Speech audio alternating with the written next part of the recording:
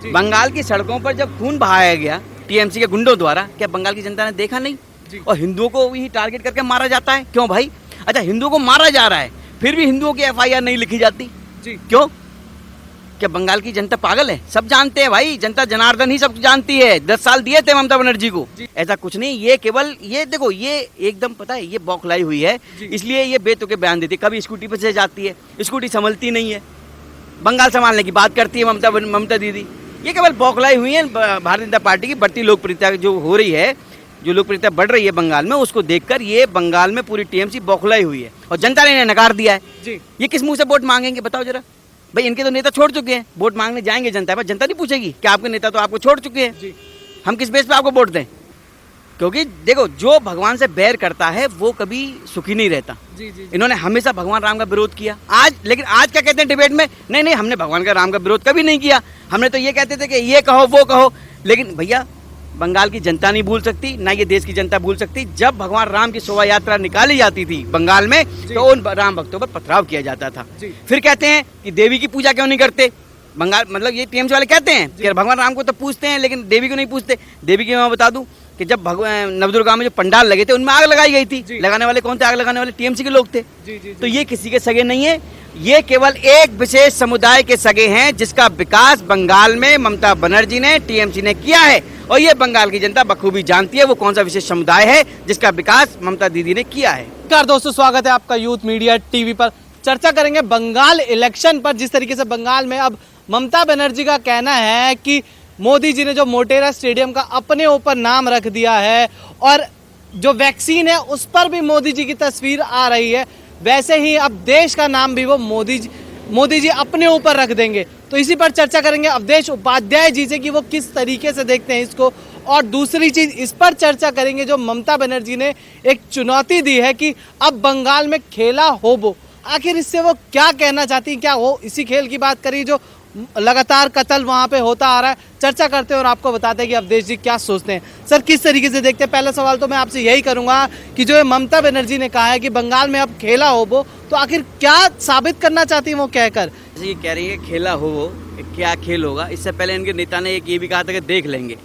तो देखिए, जो ये कह रहे हैं कि देख लेंगे और जो ये कह रहे हैं कि खेल होगा, तो उनके लिए मैं बता दूं, जो होना था हो चुका है।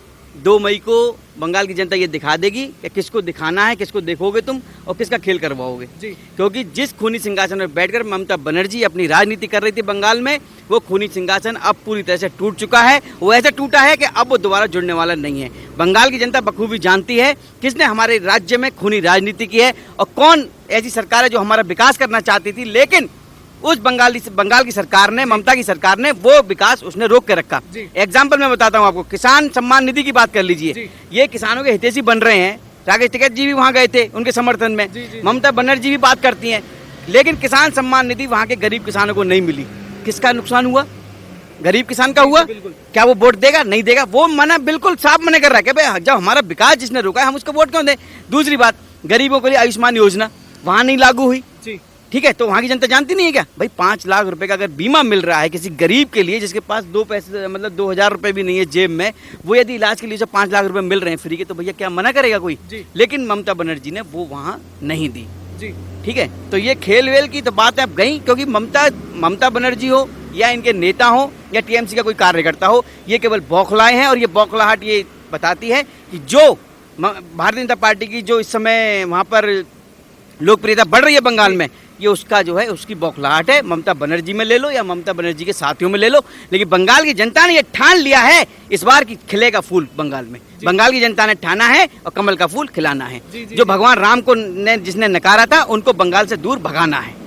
सर, जो जैसे कांग्रेस भगवान राम को काल्पनिक मानती थी और यहाँ तो ममता बनर्जी राम से चिढ़ रही है, तो जैसे कांग्रेस का अंत नजदीक आ गया है, अब कहीं ममता बनर्जी का अंत भी तो नजदीक नहीं आता दिख रहा? देखिए, एक बात बताइए, अंत किसे कहते हैं ये बताओ आप शायद जानते होंगे।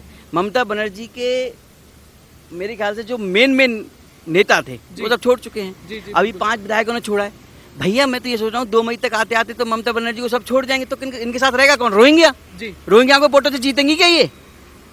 तो अंत तो इनका हो चुका है। सर, ममता बनर्जी ने एक चीज और कही है कि जो नरेंद्र मोदी ने जिस तरीके से जो स्टेडियम का नाम बदला, उसके बाद वैक्सीन पर अपनी तस्वीर लगा दी, वैसे ही अब वो देश का नाम बदलकर भी नरेंद्र मोदी अपने नाम पर। देखिए ये तो मतलब बुद्धि भ्रष्ट वाले बयान है। कौन सा नाम बदला है आप बताओ? नाम कहाँ बदला है? नाम तो जो पूरा स्टेडियम था वो तो पूरा कॉम्प्लेक्स बनाया है, कॉम्प्लेक्स है, कॉम्प्लेक्स का नाम तो वही है सेम। बस जो कॉम्प्लेक्स के अंदर जो स्टेडियम बना है उसका नाम किया है नरेंद्र मोदी, जो स्टेडियम का नाम है। तो बदला कहाँ है नाम? नाम बदलने की यदि बात कर रहे हैं तो राष्ट्रपति भवन कब बना था? कब बना था? ठीक है, जिसकी सरकार में वो बना था। तो भैया जो उसमें गार्डन है मुगल गार्डन, तो मुगल गार्डन किसने रखा था? सोचने वाली बात है। औरंगजेब रोड, तुगलक रोड, ये किसने रखी थी? लोग कहते हैं नाम बदल रहे हैं। नाम किसका बदल रहे हैं? भैया जो पुराने नाम थे वही नाम कर रहे हैं। इलाहाबाद का प्रयागराज था पहले, इस पे भी मुद्दा उठाते हैं लोग कि नाम बदलती है भारतीय जनता पार्टी। तो यूपी में कितने नाम बदल दिए? भैया नाम कोई नहीं बदला गया, जो नाम पहले थे वही नाम अब किए गए हैं।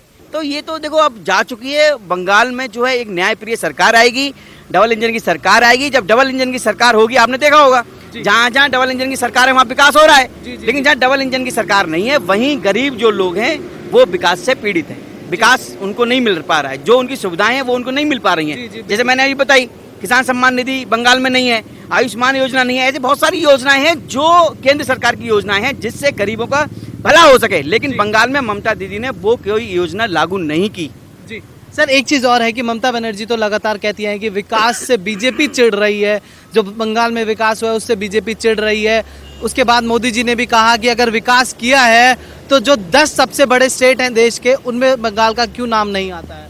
देखिए विकास जो हुआ है भारतीय जनता पार्टी के आने के बाद ही विकास हुआ है। ये तो बौखलाई हुई है, मैं बता रहा हूँ, भड़कला रही हैं। ये चाहती हैं कि बंगाल की जनता फिर दोबारा भड़के, लेकिन बंगाल की जनता ने देखा नहीं है क्या? जी। माँ वो कहावत है नहीं, माँ मानुष, माँ माटी मानुष, इन तीनों की हालत देख लो अब बंगाल में क्या हालत है। तो बंगाल की जनता तो पूरा मूड बना चुकी है परिवर्तन का। परिवर्तन आएगा, भारतीय जनता पार्टी आएगी बंगाल में, पूर्ण बहुमत से आएगी, आप देखते रहिए। जी सर, एक चीज और है कि ममता दीदी अब कह रही हैं कि जो बंगाल की जनता है वो अपनी दीदी को चुनेगी, तो इसको किस तरीके से देखते हैं आप? ऐसा है, ये जो कह रही है इन्हें कहने दो। बंगाल की जनता ने पूरी तरह से मूड बना चुका है परिवर्तन का। ठीक है, बंगाल की जनता चाहती है कि एक न्यायप्रिय सरकार आए। अपराध जो हो रहे हैं वो अपराधों से मुक्ति पाना चाहती है बंगाल की जनता। ठीक है, जो अपराधी हैं उनको सजा मिलनी चाहिए, बंगाल की जनता ये चाहती है। वो ये सब काम जब भी होंगे जब भारतीय जनता पार्टी बंगाल में आएगी। जी, क्योंकि ममता बनर्जी को इन्होंने 10 साल दिए। 10 साल में क्या हुआ आप बताओ मुझे एक चीज़ का? ये काम हुआ? मारा कैसे जाता है वहाँ पे बंगाल में? और FIR किसके खिलाफ होती है? भाई विकास करना है तो सबका करो एक साथ। ये विशेष समुदाय का विकास क्यों कर रहे हो? सर मेरा आखिरी सवाल रहेगा आपसे कि जो ये एक देखा होगा आपने, एक वृद्ध महिला को बुरी तरीके से पीटा जाता है सिर्फ इस वजह से कि वो, मैं कह रहा हूँ रोहन, ये जो चीजें हैं ये देश की जनता देख रही है। देखिए कोई भी हो, किसी भी धर्म का हो, ठीक है, हिंदू मुस्लिम सिख ईसाई, भारत के ये 4 सिपाही सबको साथ लेकर जो विकास कर रही है वो भारतीय जनता पार्टी कर रही है। और भारतीय जनता पार्टी एक ऐसी पार्टी है जो देश की 130 करोड़ जनता को सुरक्षा सुविधा देने के लिए प्रतिबद्ध है, बिना किसी जाति धर्म के आधार पर। आप मुझे एक बता दो, एक योजना का नाम बता दो कि वो किसी को देख के दी गई है कि ये हिंदू है, ये मुस्लिम है, ये सिख है, ये ईसाई है, इसको नहीं मिलेगी भाई। ऐसा कभी कोई है योजना आपकी नजरों में? कोई हो तो बताओ मुझे। जब भैया ऊपर केंद्र सरकार वो नहीं कर रही भेदभाव, तो तुम क्यों भेदभाव कर रहे हो उनके साथ? सर एक चीज और है, पर जब ऊंच नीच में बांट कर ये राजनीति करना चाहते हैं, लेकिन देखिए अब वो जनता नहीं है पुरानी वाली जिसे तुम आप मतलब उसके ऊपर आप राजनीति खेलो, जात पात में ऊंच नीच में दिखाकर राजनीति करो। ऐसी जनता नहीं है। जनता समझदार है। जनता ये जानती है कौन मेरा विकास करने के लिए आने वाला है और कौन यहाँ खून की राजनीति कर रहा था।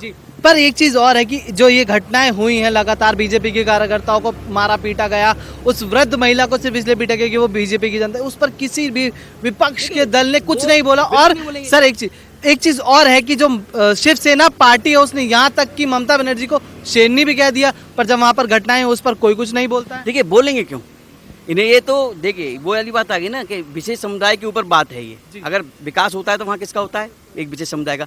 उसके चोट लगती है तो सारे इकट्ठे हो जाते हैं, बाहर निकल आते हैं। लेकिन एक किसी वृद्ध को मारा जाता है, बीजेपी कार्यकर्ता को मारा जाता है, ये एक केस नहीं है।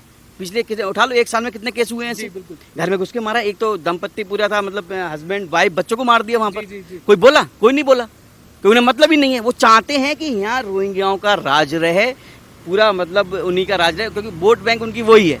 रोहन मैं बताऊँ आप, तो वो उनका साथ देते हैं। हिंदू कोई मारा जाता है उसके खिलाफ तो कुछ होता, उसका तो कुछ सुनते ही नहीं है वहाँ पर। तो इसीलिए तो बंगाल की जनता ने ठाना है और कमल का फूल खिलाना है। धन्यवाद सर।